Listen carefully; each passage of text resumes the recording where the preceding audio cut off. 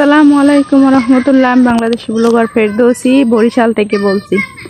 এই যে এটা আমাদের বরিশালের কোলা কোলা, এটা ধান খেত, বরিশালের মানুষে কয় কোলা।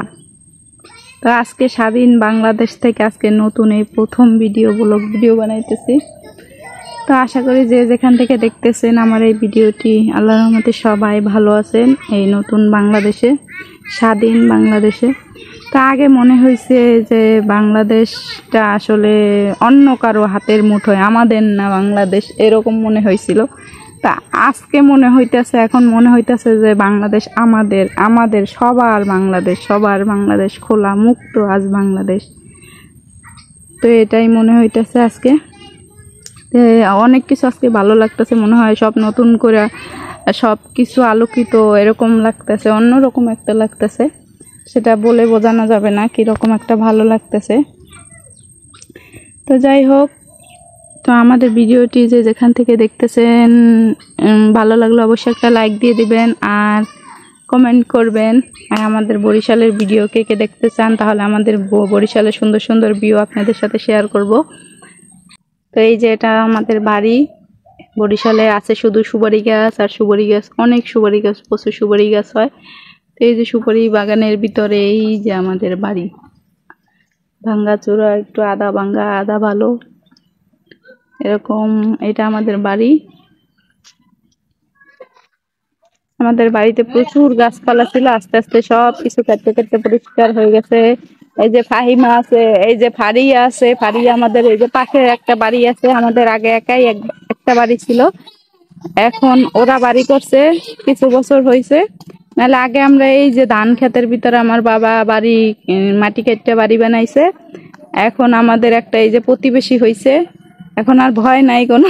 আগে ভয় পাইতাম আমরা এই বাড়িতে একা একা থাকতে, আগে অনেক গাছপালা ছিল, নতুন বাড়িতে গাছপালা লাগাই ভরে ফেলাইছে। এই যে এটা আমাদের তেঁতুল গাছ, তেঁতুল হয় এখানে, খেজুর গাছ, এখানে লকট গাছ, কত ধরনের গাছ আছে, এটা জাম্বুরা গাছ, এই যে ওই যে গাব গাছ আছে, গাব হয়, প্রচুর গাব হয়, এটা আম গাছ, তারপর ওই যে সপেদা গাছ, ওই যে কাঁঠাল গাছ, ওই যে নারিকেল গাছ, কত গাছ আর গাছ, এটা লিচু গাছ, তারপরে ওই যে আম গাছ, প্রচুর গাছ। আর একই রকমের গাছ অনেকগুলো আছে আমাদের বাড়িতে। ওই যে আমড়া গাছ আছে, এই যে এই মোটাটা, এটা হচ্ছে আমড়া গাছ, ওই যে আমরাও আছে, দেখা যাচ্ছে না। এই যে কামরাঙ্গা গাছও আছে, প্রচুর কামরাঙ্গা হয়, এই যে এত কামরাঙ্গা হয়েছে, এই যে নাড়ু কামরাঙ্গা গাছ, এই যে কত কামরাঙ্গা দেখা যায়।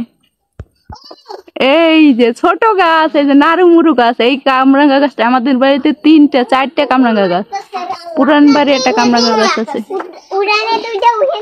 পুকুর পাড়ে একটা। তো এই কামরাঙ্গা গুলো মোটামুটি মিষ্টি, হালকা টক, কিন্তু অনেক মজা, মিষ্টি আবার হালকা টক ভাব আছে, একবারে পাঁচশো মিষ্টি না আর কি। এই যে আরেকটা নাড়ু মুরু কামরাঙ্গা গাছ আছে, ওই ভিতরে একটা বড় কামরাঙ্গা গাছ আছে, ওটায় প্রচুর কামরাঙ্গা হয়, বড় বড়, এগুলো একটু ছোট হয়, কিন্তু এগুলো মিষ্টি বেশি। গাছগুলো ঝড় তুফানে ভেঙে ছিল ফেলায় আর কি। তো যাই হোক, আমার এই ভিডিওটি যে যেখান থেকে দেখছেন অবশ্যই ভালো লাগলে সাবস্ক্রাইব করে দিবেন আমার চ্যানেলটি, আরও নতুন নতুন ভিডিও পাওয়ার জন্য। আর এই যে আমাদের ঘর দেখতে পাচ্ছেন, এই ঘরে কিন্তু এই যে ঘূর্ণিঝড় রিমালের সময় কিন্তু ঘরের উপর দিয়ে পানি গেছে, সেই জন্য এই যে পিড়া, মানে সাইড, ঘরের সাইডের ওইগুলো বলে পিড়া, এগুলো কিন্তু সব ভাঙ্গে পড়ে গেছিল, আবার ওই কাদাগুলো উঠাই দেওয়া হয়েছে, আবার একটু শক্ত হইতেছে, পরে আবার সিজন আসলে আবার লিপা হবে। তো এই ঘরের ওই চৌকাটের উপর দিয়ে আর কি পানি স্রোত গেছে, এত পরিমাণ পানি হয়েছে। বরিশালে এত উঁচু উঁচু ঘর, তারপরেও কিন্তু এই ঘরের উপর দিয়ে পানি গেছে। তো যাই হোক, কখনো আর পানি উঠে নেই, এই প্রথম আমাদের জীবনে, প্রথমে ঘরের উপর দিয়ে পানি গেছে ঘূর্ণিঝড় রিমালে, আগে কিন্তু কখনোই পানি উঠেনি আমাদের ঘরে। তো যাই হোক, যে যেখান থেকে ভিডিওটি দেখছেন ভালো লাগলো অবশ্যই লাইক দিবেন আর শেয়ার করে দিবেন, আর আমাদের চ্যানেলটি সাবস্ক্রাইব করে আমাদের চ্যানেলে সাথে থাকবেন। ভালো লাগলো অবশ্যই একটা সুন্দর কমেন্ট করে দিবেন। আল্লাহ হাফেজ, আসসালামু আলাইকুম রহমতুল্লাহ।